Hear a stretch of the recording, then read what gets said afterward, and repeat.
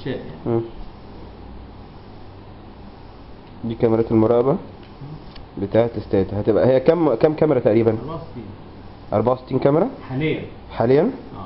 احنا عملنا رفع الاسوار، المتطلبات يعني. عملنا تعديل وتظبيط في البوابات اللي هي طوارئ.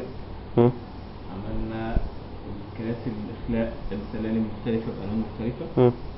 يعني في سلالم النزول والطلوع وسلالم لون فسفور عشان لو الكهرباء قطعت بالليل، دي من مواصفات عوامل الامان في الاستادات الرياضيه. خلصناها. البوابات الالكترونيه كانت موجوده، اشتغلنا فيها صيانه وتطوير. بنطور دلوقتي وخلصنا الحمد لله وجبنا الجزء التمويلي الخاص بالكاميرات. هنطور الكاميرات دي تبقى حاجه حديثه جدا زي ريو دي جانيرو، الاستاد بتاع ريو دي جانيرو 2014. وده يعني خلصنا الاجراءات الاداريه والحكوميه والحمد لله سياده الوزير وفق لنا على حاجات كتير. بس البوابات اكتشفت المفرقعات، فانا ما عنديش حاجه ناقصه. انا عندي الكاميرات، عندي البوابات، عندي رفعنا الاسوار اللي هي قواعد السلامه وتامين الاستادات الرياضيه. لكن انا برفع كفاءه الكاميرات لحاجه عاليه جدا جدا جدا، حديثه جدا جدا جدا.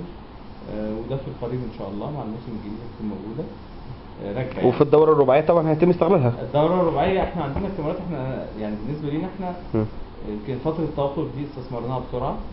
الملعب لازم تعمل له صيانه بشكل معين، فاحنا عملنا صيانه شتويه ودي الصيانه الصيفيه.